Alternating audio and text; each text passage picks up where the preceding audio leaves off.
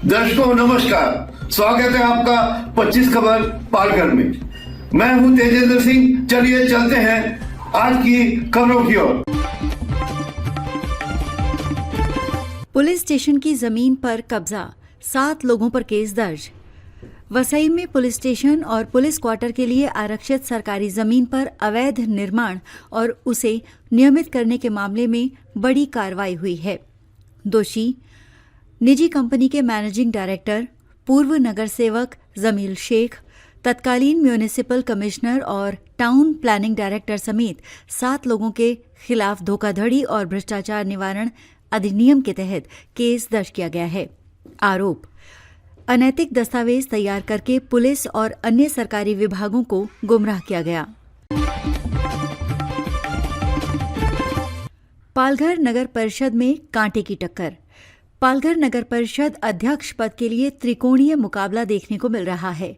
प्रतिस्पर्धा: मुख्य लड़ाई शिवसेना, बीजेपी और मनसे जैसे दलों के अलावा 3 प्रमुख गुटों के बीच है, जिसमें उमेश घरत जैसे 25 साल से कार्यरत नेता भी शामिल हैं। अधिकारियों का काम बंद, आंदोलन। मनरेगा घोटाले में घट विकास अधिकारी सुनीता मरस कोहले को गिरफ्तार करने की प्रक्रिया के विरोध में पालघर जिला परिषद के अधिकारियों और कर्मचारियों ने सामूहिक अवकाश लेकर काम बंद आंदोलन शुरू किया है। मांग: अधिकारियों पर कार्रवाई के लिए शासन की पूर्व अनुमति अनिवार्य करने और घट विकास अधिकारियों को कानूनी संरक्षण देने की मांग की गई है। असर: अधिकारियों ने अपने डिजिटल सिग्नेचर सर्टिफिकेट वापस ले लिए हैं, जिससे ऑनलाइन काम बाधित हो सकता है। समुद्री नियमों का उल्लंघन, 1 लाख रुपए का जुर्माना। पालघर के सतपाटी समुद्र तट पर मत्स्य व्यवसाय विभाग ने परसीन नेट से मछली पकड़ने के प्रतिबंधित नियमों का उल्लंघन करने वाले 6 ट्रोलरों पर कार्रवाई की। जुर्माना: इन ट्रोलरों पर 1 लाख रुपए का जुर्माना लगाया गया है, क्योंकि वो 12 नॉटिकल मील की निर्धारित समुद्री सीमा का उल्लंघन कर रहे थे। रो-रो फेरी सेवा से मुंबई का सफर होगा आसान। मुंबई अहमदाबाद राष्ट्रीय राजमार्ग पर ट्रैफिक जाम की समस्या को कम करने के लिए रो-रो फेरी सेवा एक सुविधाजनक विकल्प के रूप में सामने आई है। लाभ: ये सेवा एसटी बसों के सफर, छात्रों की शैक्षिक सैर सपाटे और पर्यटकों के लिए दहानू जवाहर जैसे स्थानों तक परिवहन को बेहतर बनाएगी। राष्ट्रीय राजमार्ग पर भीषण दुर्घटना।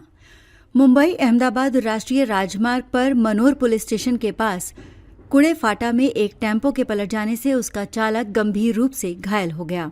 असर: दुर्घटना के कारण राजमार्ग पर कुछ समय के लिए यातायात बाधित रहा।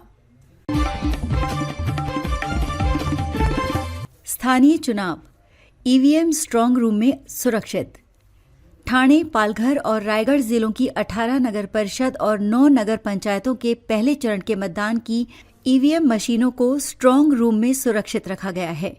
सुरक्षा: नतीजों की घोषणा यानी 18 दिसंबर तक मशीनों की सुरक्षा के लिए पुलिस और राज्य आरक्षित पुलिस बल का कड़ा पहरा है। दमन की नकली शराब जब्त।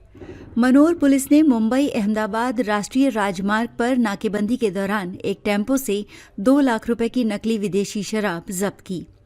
तरीका: ये शराब दमन से तस्करी करके लाई जा रही थी और इसे जले हुए टायरों तथा टूटे बर्तनों के नीचे छिपा कर रखा गया था। शिक्षा की दुर्दशा पर सोशल मीडिया पर आक्रोश। पालघर के कोनशेर और अन्य जिला परिषद स्कूलों में बच्चों की शिक्षा और खेल की सुविधाओं की कमी को लेकर सोशल मीडिया पर राजनीतिक नेताओं की ईमानदारी पर सवाल उठाए गए हैं। स्थिति: शिकायत के अनुसार जिला परिषद स्कूलों में बच्चों के लिए खेलने की सामग्री और बुनियादी सुविधाएं तक उपलब्ध नहीं हैं। यात्रियों में नाराजगी। उत्पन्न वारी ढोती Valsad passenger. Valsad fast passenger train का उपयोग माल ढोने के लिए किए जाने पर यात्रियों और रेलवे कर्मचारियों के बीच भारी नाराजगी है। कारण, यात्री सुविधाओं को दरकिनार करते हुए ट्रेनों में माल ढुलाई के डिब्बे बढ़ा दिए गए हैं, जिससे व्यापारियों और यात्रियों के बीच विवाद बढ़ गया है। पालघर, ठाणे और रायगढ़ जिलों में 18 नगर परिषदों और 9 नगर पंचायतों के चुनाव संपन्न होने के बाद सभी मतदान मशीनें स्ट्रांग रूम में कड़ी सुरक्षा के बीच रखी गई हैं।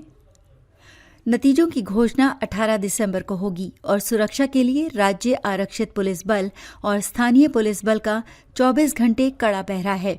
इस बीच पालघर नगर परिषद अध्यक्ष पद के लिए मुख्य मुकाबला 3 प्रमुख गुटों के बीच है।